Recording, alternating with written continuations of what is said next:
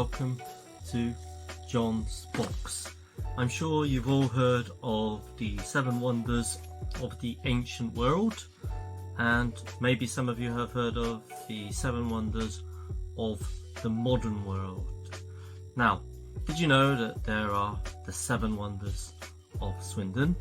Well, yes there are, and today we're going to have a look at the first of them, the first of 7 videos featuring the 7 wonders. So here goes. Brunel Tower to touch the sky. With those noble words, City Elder Mr. David Murray John proposed the building of a skyscraper to give Swindon the skyline it had lacked since the destruction of the Cathedral of St. Wulf's almost 5 centuries before. At first glance, the plans for the tower seemed almost modest. A 72-apartment building, 21 stories in height, with a roof terrace and airship docking tower. All standard stuff.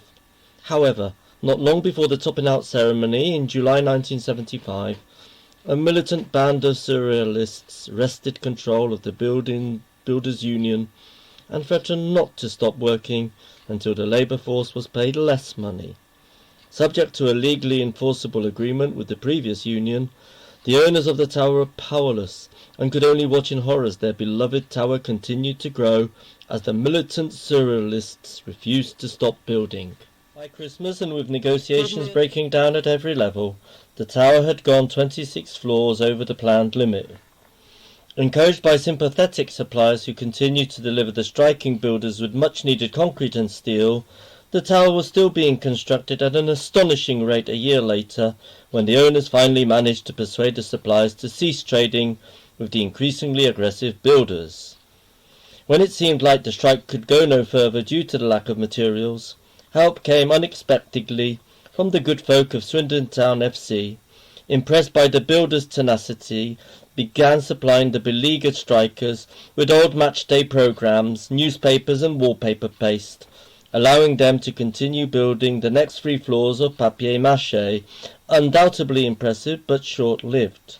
When anti-surrealist legislation was passed the following month, the union was disbanded and the strike called off 2 years and 3 months after it began. When the owners finally regained possession of the tower, they discovered a 91 floor, reduced to 88 when the papier-mâché became soggy, engineering marvel that was found by structural engineers to be eminently usable, and the tower has remained to this day a 1,130-foot or 347-metre high testament to not only Swindon's skilled workforce, but the short-lived surrealist movement that had swept England in the 70s. Although the tower never did get its airship docking station, the roof garden remains, from where on a clear day you can see 3 coasts. The tower contains a mix of apartments and office space, several cinemas, 3 gymnasiums, and the Swindon Public Records Office. The top 3 floors of the building are also the only habitable areas of England which are located within controlled airspace.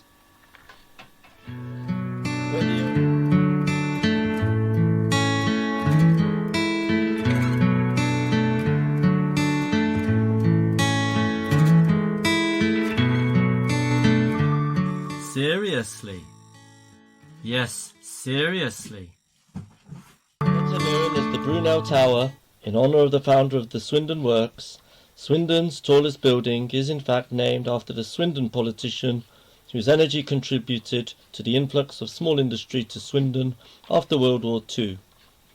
At 83 metres high, the DMJ dominates the Swindon skyline, alongside Old Town's Christ Church, and was the last action of David Murray John, Clerk of Swindon Borough Council, from 1938 to 1974. A man often regarded as Mr. Swindon, and someone who always envisaged and campaigned for a towering landmark to signify the centre point for the town.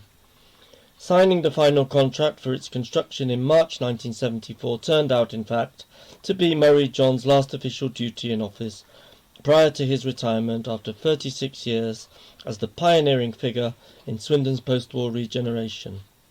Unfortunately, he never lived long enough to see its completion and opening in 1976. Today, the 21-storey building is largely a residential property with 72 apartments available to rent from the Borough Council, although many tenants complain about the wind, with the first 4 floors allocated to office space. The building cost just over £2 million to complete and was opened by Mayor John Stevens, a Conservative, in April 1976, just 3 months after he opened the Oasis, a definite and prestigious year for the Borough Council and Swindon architecture overall. So, thank you very much Today. for staying with me. The next video in the 7 Wonders of Swindon will be featured in October. So, hope you can join me then. In the meantime, there'll be other videos about Swindon and on John's box with a general theme topic. So, thank you very much and see you again. Bye for now.